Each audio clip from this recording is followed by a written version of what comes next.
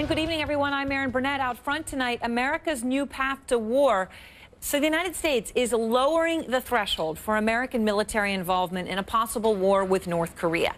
In the face of mounting threats from the young, untested dictator of the country, Kim Jong-un, the U.S. is getting ready to fight back. Now, while the nearly 30,000 American troops in South Korea are already obligated to defend that country in the event of an all-out war, under the new plan, these troops could fight in direct response just to provocations from North Korea.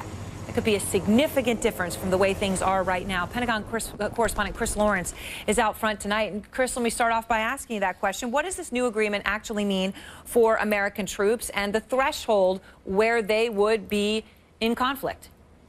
Erin, it basically puts it down on paper and formalizes the agreement that the U.S. is going to be a part of this defense right from the get-go. Not just all-out war, but even these small-scale attacks. So what are we talking about? Well, North Korea was accused of sinking, torpedoing a South Korean ship. So one of the provocations could be North Korean ships going into these disputed waters, which they have in the past. Also, air. North Korean jets flying into South Korean airspace. They came close to violating the DMZ just last year. South Korea had to scramble 4 fighter jets in response. And finally, shelling these border islands like they did a couple years ago, that also would very likely invite a response. Some of the other reasons are to step up the cooperation between U.S. and South Korean troops, as well as act as a deterrent. For example, just recently, Kim Jong-un threatened to wipe out entire South Korean military units on some of those other border islands. Erin? Now, Chris, a lot of people watching will say, okay, so does this open America up to more serious conflict, to war? It actually opens the U.S. up to smaller conflicts, but those smaller conflicts are more likely to happen, and they happen more frequently. So it's opening the range of things that the U.S. might be involved in right from the get-go.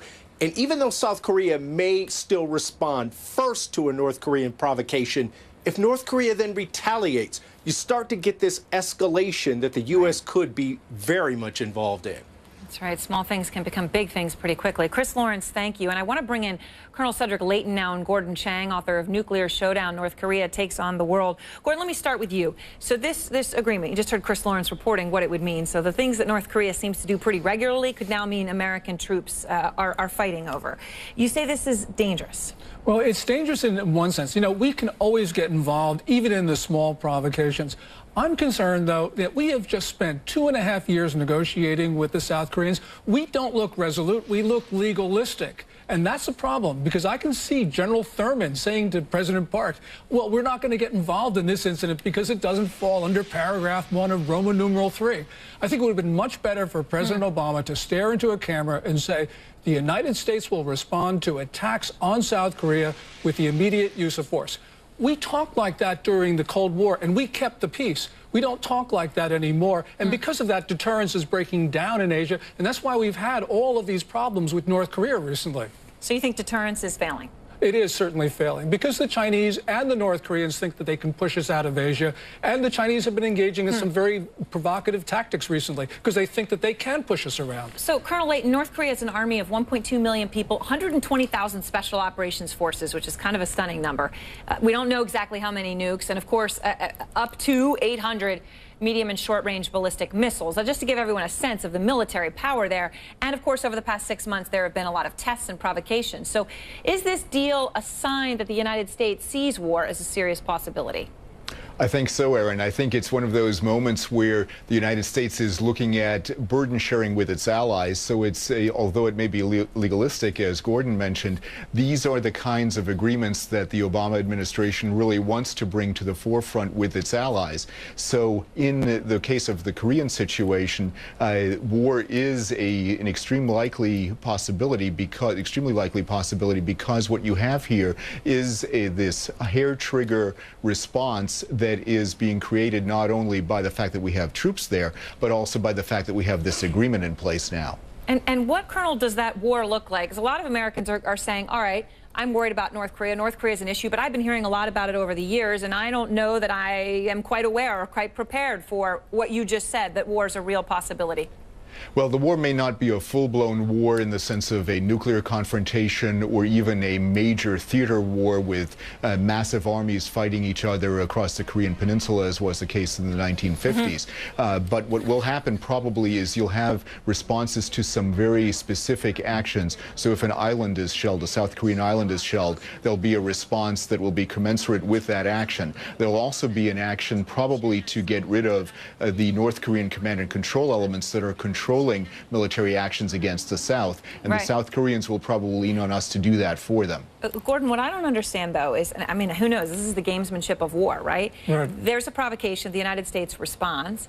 North Korea wants to prove it's tough. Why, in that situation, wouldn't they use a short-range nuclear missile on South Korea? Well, because they know that we would know because we can trace it, and so therefore we can retaliate. But they believe that the United States would respond. They may, they may think that they can get away with it because if they think the United States won't respond. This was the whole issue during the Cold War in Western Europe, whether the U.S. would use nukes to protect countries that were not the United States. The question, and so, and obviously China thinks that it can push us around because we reneged on our treaty obligations to the Philippines last year, and we allowed the Chinese to take Scarborough Shoal. Then the Chinese ramp up the pressure on the Japanese, and then you can see the North Koreans ramp up the pressure on South Korea. That's how this can get out of control. And of course, China has been supporting North Korea and providing them a lot of help. There was a third anti-American propaganda video that came out of the North Korean government today. Threatens an attack on American forces using, quote, powerful weapons of mass destruction. Depicts an invasion of Seoul in which 150,000 Americans are killed. Now, there aren't that many Americans in Seoul, but obviously this video is designed to motivate the North Korean people, and this comes on top of the other recent videos, right? The one where the White House was in the crosshairs, the Capitol blew up, and New York City went up in flames. Okay, these videos are the stuff of imagination, but are they serious?